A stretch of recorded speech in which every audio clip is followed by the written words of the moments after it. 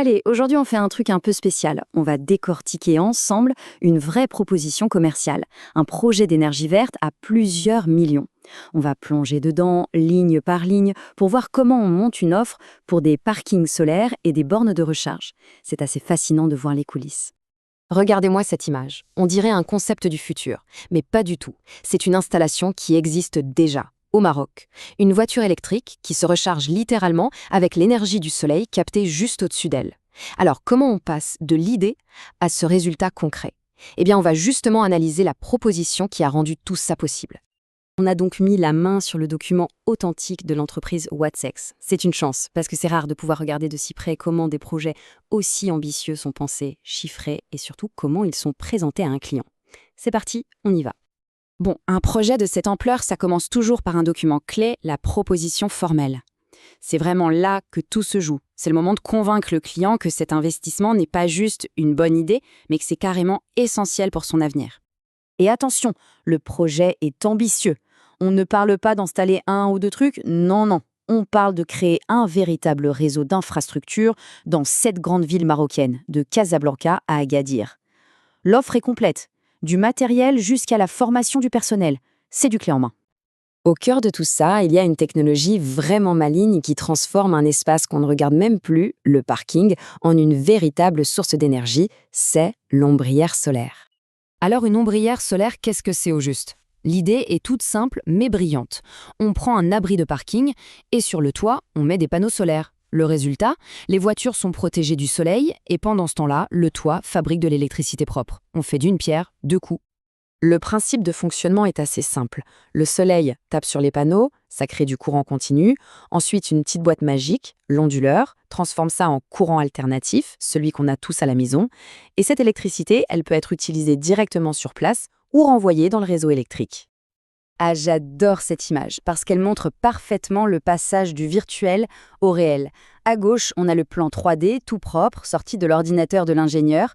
Et à droite, eh bien, c'est le chantier, le vrai, à Rabat. C'est quand même incroyable de voir comment une vision technique prend forme comme ça. La technologie est super intéressante, c'est un fait. Mais la vraie question, celle à plusieurs millions, c'est pourquoi une entreprise mettrait autant d'argent sur la table pour ça? La réponse, elle se trouve dans la stratégie et les avantages très concrets qu'elle peut en tirer. Et c'est peut-être ça, l'idée la plus forte du projet. On transforme un actif dormant. Un parking normal, ça ne fait rien d'autre que de garder des voitures.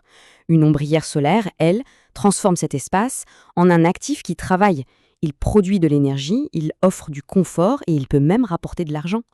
Donc, pour résumer, les bénéfices sont multiples. D'un côté, il y a le portefeuille, avec de vraies économies sur la facture d'électricité. De l'autre, c'est hyper pratique pour alimenter ses propres véhicules électriques.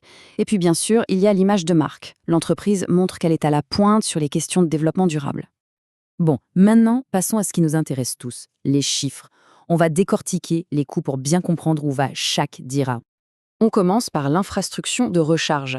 Pour 20 bornes, on voit que le plus gros du budget part dans les chargeurs eux-mêmes, plus de 210 000 dirhams marocains. On ajoute les protections et la gestion intelligente de la charge, et hop, on dépasse les 400 000 dirhams. C'est déjà une belle somme, et ce n'est que la première partie. Maintenant, le matériel pour une seule ombrière. Et là, attention, il y a un détail assez surprenant. Regardez la deuxième ligne. La structure métallique. L'armature coûte 125 000 dirhams. C'est beaucoup plus cher que les 36 panneaux solaires réunis. On a tendance à penser que les panneaux coûtent une fortune, mais ici, c'est bien la structure qui pèse le plus lourd dans la balance.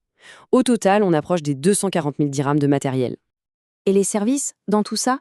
La main-d'œuvre, le transport? Eh bien, c'est là que le contraste est saisissant. Pour installer tout ce matériel qui coûte une petite fortune, le coût des services est d'à peine plus de 15 000 dirhams. C'est une toute petite fraction du coût de l'équipement. Et ce graphique, il est sans appel. La grande barre, c'est le matériel, plus de 287 000 dirhams avec la TVA. Et la toute petite barre à côté, ce sont les services. Le message est on ne peut plus clair, l'essentiel de l'investissement, c'est dans le dur, dans l'équipement physique. Ok, on a vu les coûts pour une seule unité.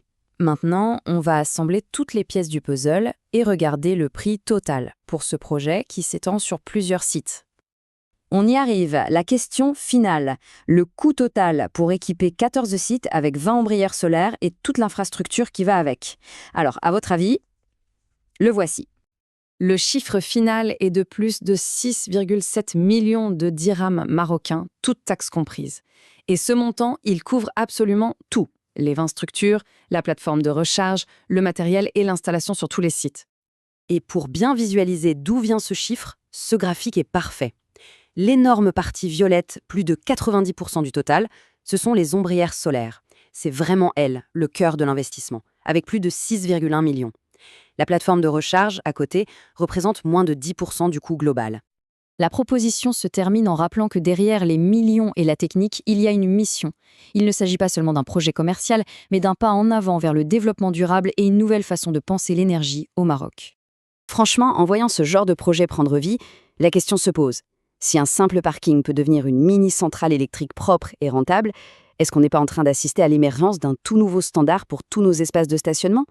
C'est une perspective qui donne à réfléchir pour l'avenir.